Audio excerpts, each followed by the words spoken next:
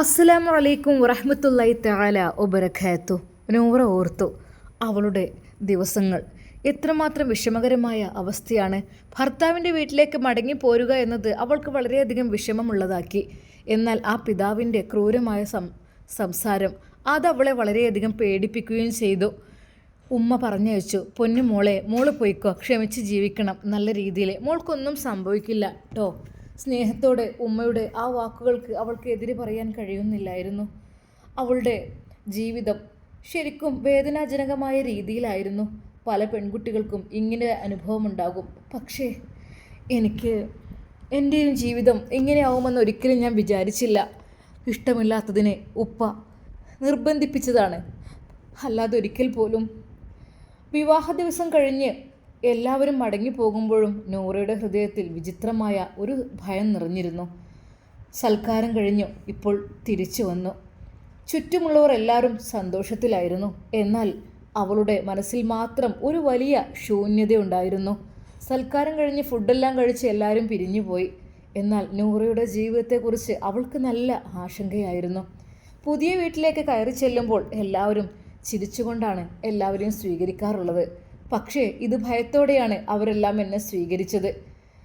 എന്നാൽ ഇപ്പോഴിതാ വല്ലാതെ അസ്വസ്ഥമാവുകയാണ് എൻ്റെ മനസ്സ്. ഭർത്താവിൻ്റെ മുഖത്ത് പോലും ഒരു സ്നേഹത്തിൻ്റെ തെളിച്ചം അവൾ കണ്ടില്ല. ആദ്യത്തെ രാത്രി തന്നെ അവൾക്ക് മനസ്സിലായി, തൻ്റെ സ്വപ്നങ്ങൾ കണ്ടതുപോലെയുള്ള ജീവിതമല്ല ഇതെന്ന്. അല്ലെങ്കിലും ഇഷ്ടമില്ലാത്ത ജീവിതമല്ലേ, ഇങ്ങനെയൊക്കെ തന്നെ കാണൂ. അവൾ മുറിയിൽ കയറി ഒരു മൂലയിലിരുന്നു. അന്നും അവൾക്ക് ഭയമായിരുന്നു. ബെഡിലേക്കൊന്ന് ഇരിക്കണമെന്ന് അവൾക്ക് തോന്നി. മണിക്കൂറുകൾ കടന്നുപോയി. ഭർത്താവ് അവളോട് സ്നേഹപൂർവ്വം സംസാരിക്കുമെന്നുള്ള പ്രതീക്ഷയായിരുന്നു അവൾക്കുണ്ടായിരുന്നത്. എന്നാൽ അവൻ സംസാരിച്ച ഓരോ വാക്കുകളും കഠിനമായിരുന്നു. അവൾ പതുക്കെ അവിടെ നിന്ന് എഴുന്നേറ്റ് ആ ബെഡിൽ ഇരുന്നു. കാലുകൾ വല്ലാതെ കോച്ചുന്നുണ്ട്, തണുപ്പുണ്ട്. എന്നാൽ പെട്ടെന്ന് അവൻ്റെ വാക്കുകൾ, അതേ, നീ ഇവിടെ വന്നതുകൊണ്ട് എല്ലാവരും നിനക്ക് രാജ്ഞിയുടെ പരിഗണന നൽകുമെന്നും നീ കരുതണ്ട. സുഖമില്ലാത്ത നിന്നെ തലയിൽ കെട്ടിവെച്ച് നിൻ്റെ ബാപ്പ രക്ഷപ്പെടാൻ നോക്കിയതാണ് ആ ദ്രോഹി. പിന്നെ എൻ്റെ കൂട്ടുകാരൻ്റെ ഒരേ ഒരു വാക്കുകൾ കൊണ്ട് മാത്രമാണ് ഞാൻ നിന്നെ ഇവിടെ വീണ്ടും കൊണ്ടുവന്നത്. അല്ലാതെ നിന്നെ അവിടെ ഉപേക്ഷിച്ച് പോരാനായിരുന്നു ഞാൻ കരുതിയത്. അവൻ പറഞ്ഞു, ഇത്രയും ആളുകളുടെ ഇടയിൽ വെച്ച് നീ വഷളാക്കണ്ട എന്ന് കരുതിയിട്ട് നമുക്കും അവർക്കും അതൊരു ഖേദമായിരിക്കും എന്ന് പറഞ്ഞ് എൻ്റെ കൂട്ടുകാരൻ ഷെഫീഖിൻ്റെ വാക്ക് കേട്ടാണ് ഞാൻ ഇതിലെല്ലാം നിന്നത്. അല്ലാതെ ഞാൻ നിന്നെ കൊണ്ടുവരാനൊന്നും വിചാരിച്ചിട്ടില്ല. ആ വാക്കുകൾ കേട്ടപ്പോൾ നൂറയുടെ ഹൃദയം വേദനിച്ചു. അവളൊന്നും മറുപടി പറഞ്ഞില്ല. ദിവസങ്ങൾ കടന്നുപോയി. വീട്ടിലെ ജോലികൾ മുഴുവൻ അവളുടെ ചുമലിലായി. രാവിലെ എഴുന്നേൽക്കുന്നത് മുതൽ രാത്രി കിടക്കുന്നത് വരെ ജോലി. ഭർത്താവിൻ്റെ ഒരു സ്നേഹമോ അല്ലെങ്കിൽ നല്ലൊരു വാക്കോ അവൾക്ക് ലഭിച്ചില്ല. എന്നാൽ അതിനൊരു നന്ദി വാക്ക് പോലും ആരും പറഞ്ഞില്ല. ഭർത്താവിൻ്റെ സഹോദരി ഇടയ്ക്കിടെ വന്ന് അവളെ പരിഹസിക്കുമായിരുന്നു. എവിടെ നിന്ന് കിട്ടിയടാ നിനക്ക് ഈ ഉണക്കമാന്തലിനെ? ഇവൾക്കൊന്നും അറിയില്ല. ഇവൾ വന്നതോടെ ഈ വീട്ടിലെ സമാധാനം പോയി. അവർ അത് പറഞ്ഞ് ചിരിക്കുമ്പോൾ നൂറയുടെ കണ്ണുകൾ നിറയുമായിരുന്നു. പക്ഷേ അവൾ കരച്ചിലും അവളുടെ കണ്ണുനീർ ആരും കാണാതിരിക്കുവാൻ വേണ്ടി അവൾ ശ്രമിച്ചു. എന്നാൽ അവളുടെ ഏക ആശ്വാസം ഭർത്താവിൻ്റെ ഉമ്മയായിരുന്നു. എടി, നീ എന്തിനാ ഓളെ കുറ്റം ഇങ്ങനെ കണ്ടുപിടിക്കാനേ ഇങ്ങോട്ട് വരുന്ന ഇടയ്ക്കിടയ്ക്ക്? അനക്കവിടെ നിൽക്കണോടത്ത് നിന്നാൽ പോരെ? ഉമ്മ, ഇവള് വന്നതിന് ശേഷം നിങ്ങളെ സ്വഭാവം മാറിയിക്കണേ. നിങ്ങളിപ്പോൾ എപ്പോഴും ഓളപ്പം തന്നെയാണല്ലേ? അല്ലെങ്കിലും അങ്ങനെ തന്നെയാണ്. മക്കളെ വരെ ഉമ്മമാർ വെറുക്കും ഇങ്ങനെ ഓരോന്ന് വീട്ടിൽ വന്നാൽ. ഇപ്പോൾ കണ്ടിട്ട് എൻ്റെ സമാധാനം പോയി. ഞാൻ സന്തോഷത്തോടു കൂടി നിന്ന സ്ഥലമായിരുന്നു. എടി, നീ നിൻ്റെ ഭർത്താവിൻ്റെ വീട്ടിൽ നിൽക്കാതെ ഇങ്ങോട്ട് ഓടിപ്പാഞ്ഞ് എന്തിനാണ് വരുന്നത്? അവിടെ ആളുകൾ കൂടിയിട്ട് അവർക്കെല്ലാം ഭക്ഷണം ഉണ്ടാക്കേണ്ടതെന്ന് കരുതി മടിച്ചിട്ടല്ലേ?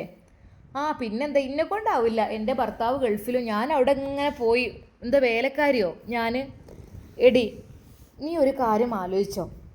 ഈ പെണ്ണ് പാവം പെൺകുട്ടിയാണ്. അവളുടെ ജീവിതകാര്യങ്ങൾ എല്ലാം പണികളും ഇവിടെ ചെയ്യുന്നുണ്ട്. അതിൻ്റെ ഇടയിൽ നീയൊക്കെ വന്ന് ഇവിടെ അവളെ ഇടങ്ങാറാക്കരുത്. ഞാനാണല്ലോ ഇടങ്ങാറാക്കിയത്.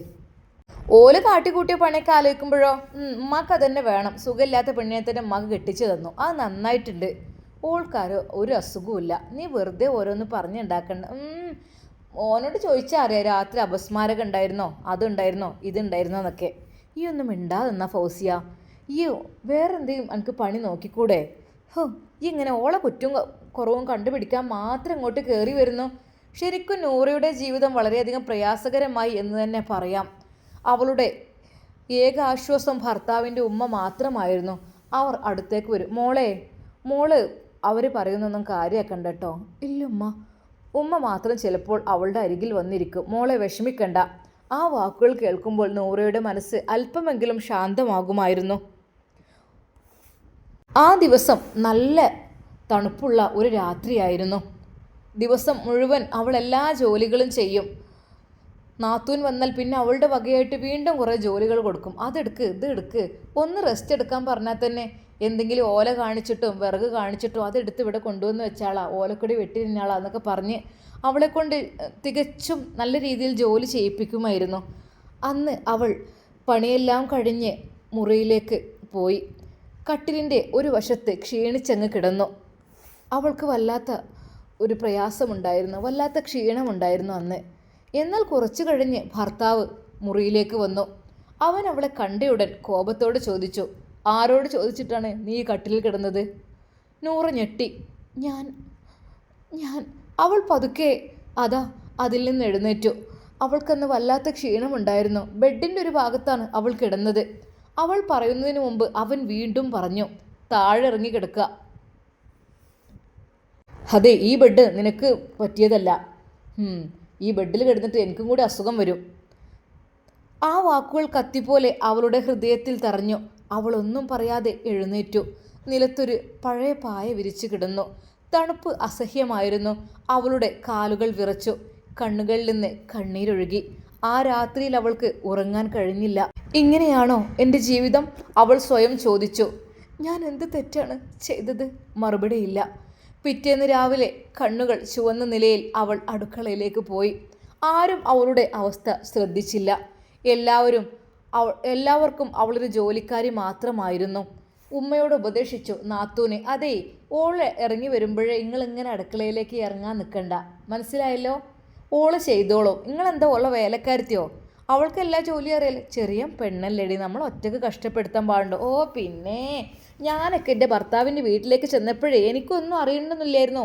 എല്ലാം ഞാൻ ഒറ്റയ്ക്ക് ചെയ്തു. അവിടെ എനിക്ക് നാത്തൂമാരുണ്ട്, ഉമ്മയുണ്ട്, ഉപ്പയുണ്ട്. എന്തൊക്കെയെന്ന് പറഞ്ഞിരുന്നതെന്നോ? എല്ലാ ജോലിയും ഞാൻ തന്നെ എടുക്കണം. അങ്ങനെയാണ് മരുമക്കളായാൽ വീട്ടിലെ ജോലികൾ മുഴുവൻ എടുക്കണം എന്നുള്ളൊരു നിയമമുണ്ടല്ലോ ഇവിടെ. അതേ അവസ്ഥ തന്നെയായിരുന്നു എനിക്കും. അതുപോലെ തന്നെ മരുമകളാണ് ഇവള്.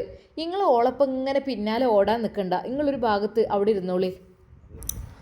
മകൾ ഉമ്മയെ പറഞ്ഞങ്ങ് ശരിയാക്കി വെച്ചിട്ടുണ്ട്. എന്നാൽ അന്ന് രാവിലെയും അവൾ അടുക്കളയിലേക്ക് വന്നു. ഒരുപാട് കടിയൊക്കെ ഉണ്ടാക്കണം, കറി ഉണ്ടാക്കണം, എല്ലാം ഉണ്ടാക്കണം. എന്നാൽ അടുക്കളയിലേക്ക് ഉമ്മ വരാൻ നിന്നപ്പോഴേക്കും ഫൗസിയ, ഉമ്മ ഇവിടെ വന്നാണേ. എന്തേടി, ഒന്നിവിടെ വന്നാണ് നിങ്ങൾ? നോക്കി, എൻ്റെ തലയൊന്ന് വാർന്നാട്ടിക്കാണേ. ഞാൻ അടുക്കളയിൽ പോട്ടെ, എന്തെങ്കിലും ഭക്ഷണം ഉണ്ടാക്കണ്ടേ? അതൊക്കെ ഓളുണ്ടാക്കിക്കോളും, നിങ്ങൾ പോകണ്ട. എൻ്റെ പെണ്ണെ, രാവിലത്തെ ഇത് വേഗം കഴിക്കണം. ഉമ്മ അവിടെ നിന്നാണ്, നിങ്ങൾ അവിടെ നിൽക്കി. നിങ്ങൾ എന്തിനാ അടുക്കളയ്ക്ക്? നിങ്ങളെ കാലുമ്പോൾ നീരൊക്കെ ഉള്ളതല്ലേ, എന്തിനു വേണ്ടിയിട്ട് നിങ്ങൾ അടുക്കളയ്ക്ക് ഓടുന്നത്? ഓളില്ല അവിടെ വെച്ചുണ്ടാക്കാനൊക്കെ? പാവല്ലടി, ഒന്നും അറിയില്ലല്ലോ. ഇത്ര ദിവസമായിട്ട് ഒന്നും അറിയില്ലല്ലേ? നിങ്ങൾ പോവല്ലേ? ഉമ്മയെ നാത്തൂൻ പിടിച്ചു വെക്കുകയായിരുന്നു. ഓൾ ഒറ്റയ്ക്ക് തന്നെ ചെയ്യട്ടെ, എല്ലാ പണിയും ഓൾ ഒറ്റയ്ക്ക്. നിങ്ങൾ ഇങ്ങനെ കാട്ടിക്കൊടുത്തോളി. അതെ, അവളൊരു ജോലിക്കാരി മാത്രമാണ്. പിന്നെ ഓനക്ക് ഏതായാലും ഓളെ ഇഷ്ടമല്ല. പിന്നെ ഇപ്പം എന്തിനാ ഇവിടെ ചിലവിനടുത്ത് നിൽക്കണമെന്നുണ്ടെങ്കിൽ ഓളോടെ വേലക്കാരിയാക്കി നിർത്തിയാൽ മതി. ഓനക്ക് ഏതായാലും ഇഷ്ടമല്ല ഓളെ. ഓൾക്ക് എങ്ങനെ അവനെ ഇഷ്ടപ്പെടുക? ഓളെ കണ്ടാലും മതി. എന്നാൽ ദിവസങ്ങൾ കഴിയുന്നതിനനുസരിച്ച് ഭർത്താവിൻ്റെ സ്വഭാവം കൂടുതൽ മോശമായി വരികയാണ്.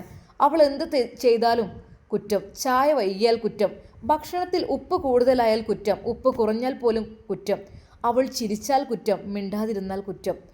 ജീവിതം തന്നെ ഒരു ശിക്ഷയായി മാറുകയായിരുന്നു. ഒരു ദിവസം അവൾ ഉമ്മയുടെ മടിയിൽ തലവെച്ച് കരഞ്ഞു. ഉമ്മ, എനിക്കിനി കഴിയുന്നില്ല ഉമ്മ.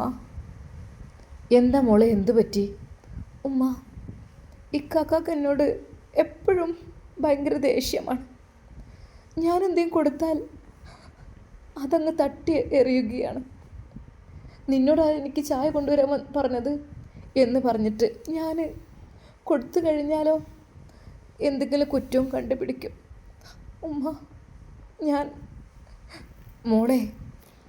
മോൾ ക്ഷമിക്കണം, ഞാൻ നിന്നെ മനസ്സിലാക്കുന്നു. ആ വാക്കുകൾ കേട്ടപ്പോൾ നൂറ വീണ്ടും കരഞ്ഞു. കാരണം ആ വീട്ടിൽ അവളെ മനസ്സിലാക്കുന്ന ഒരേയൊരു മനുഷ്യൻ ഉമ്മയായിരുന്നു.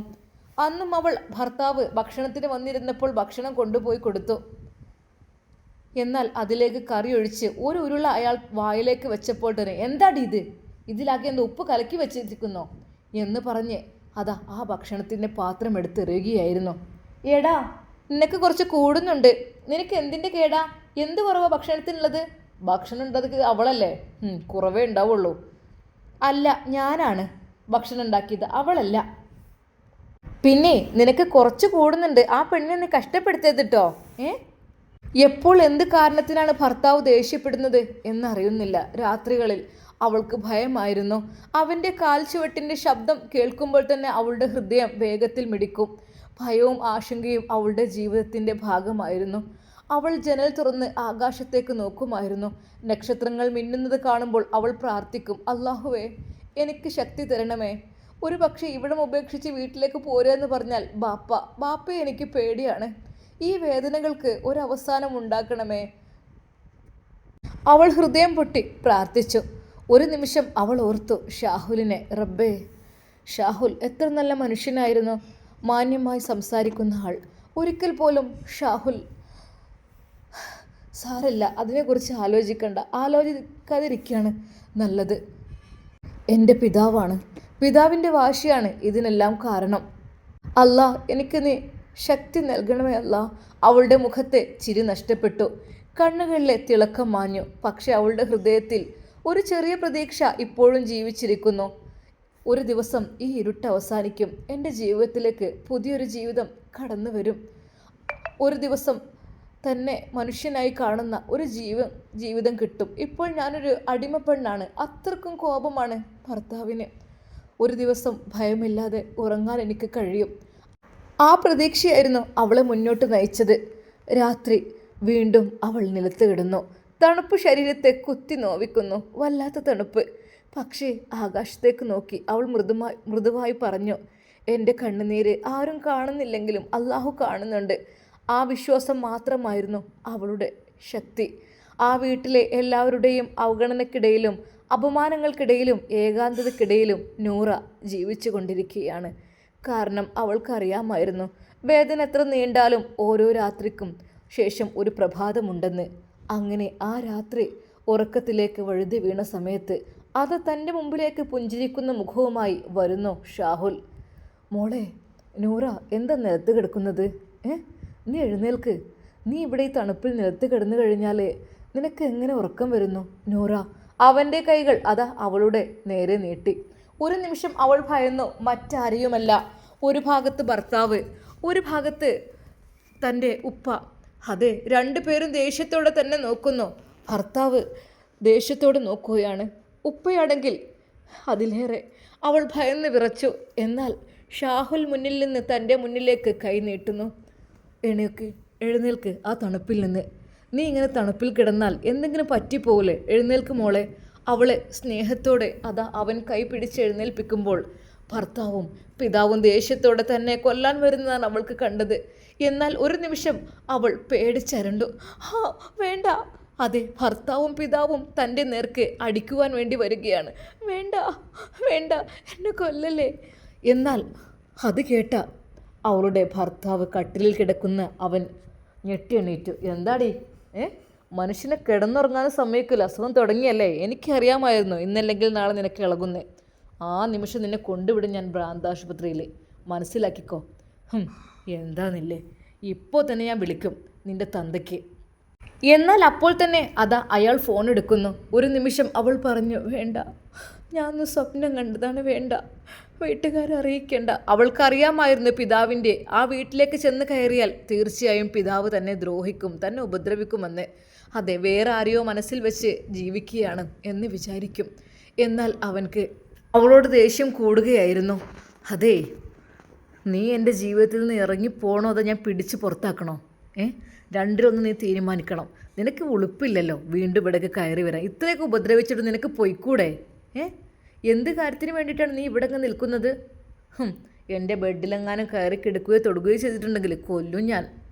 എന്നാൽ അവൾ വിതുമ്പി കരയുകയായിരുന്നു. അവളുടെ ഭർത്താവ് അത്യധികം മോശക്കാരനായി മാറുകയാണ്. ഒരു നിമിഷം അവൾ വിചാരിച്ചു, റബ്ബേ, ഞാൻ എന്തിനിവിടെ കഴിയുന്നത്? ബാപ്പയെ പേടിച്ചിട്ടോ? എനിക്കറിയുന്നില്ല. ഉളുപ്പുണ്ടല്ലോ നിനക്ക് വീണ്ടും വീണ്ടും ഇവിടേക്ക് കയറി വരാൻ. ഭർത്താവിൻ്റെ ആ ഒരു വാക്കുകൾ കേട്ട് അവൾ ആകപ്പാടെ വിഷമിച്ചു പോയി. റബ്ബേ അല്ലാ, ഞാൻ എന്ത് ചെയ്യാം? അവൾ കണ്ട സ്വപ്നത്തെക്കുറിച്ച് അവൾ ഓർത്തു. ഷാഹുൽ, അതെ, തൻ്റെ മുമ്പിലേക്ക് നല്ല രീതിയിൽ ചിരിച്ചു കൊണ്ടുവന്ന ഷാഹുൽ. ഒരു പക്ഷേ അവനോടെല്ലാം ഒന്ന് വേണ്ട, പഠിച്ചോനെ വേണ്ട, എന്നെ തല്ലിക്കൊല്ലും, എൻ്റെ ബാപ്പയെ എനിക്ക് വളരെയധികം പേടിയാണ്. നൂറ ഭയന്നു. ഒരു നിമിഷം അവൾ കൊതിച്ചു പോയി, അതെ, ഷാഹുലിനെ ഒന്ന് കണ്ടിരുന്നെങ്കിൽ എന്ന്. പക്ഷെ വേണ്ട റബ്ബേ, എന്നെ കൊല്ലും, എൻ്റെ ഭർത്താവും എൻ്റെ ഉപ്പയും ഒരേ സ്വഭാവക്കാരാണ്. അല്ലാ, ഞാൻ ഈ വീട്ടിലെ ഒരു ജോലിക്കാരിക്ക് കിട്ടുന്ന ഒരു പരിഗണന പോലും എനിക്കിവിടെ ലഭിക്കുന്നില്ല. ഭർത്താവിൻ്റെ ദേഷ്യത്തോടെയുള്ള പെരുമാറ്റം, അദ്ദേഹത്തിൻ്റെ ആ മുഖം കാണുമ്പോഴേ എനിക്ക് ഭയമാണ്. ശരിക്കും നൂറ വിതുമ്പി കരഞ്ഞു. അതെ, നൂറയെ രക്ഷിക്കാൻ ആരെങ്കിലും വരുമോ? നൂറയുടെ ജീവിതത്തിലേക്ക് പുതിയൊരു തുടക്കമായിട്ട് ഷാഹുൽ വരുമോ? നമുക്ക് കാത്തിരുന്ന് കാണാം. അതുവരേക്കും എല്ലാവർക്കും അസ്സലാമു അലൈക്കും വറഹ്മത്തുള്ളാഹി തആല വബറകാതുഹു.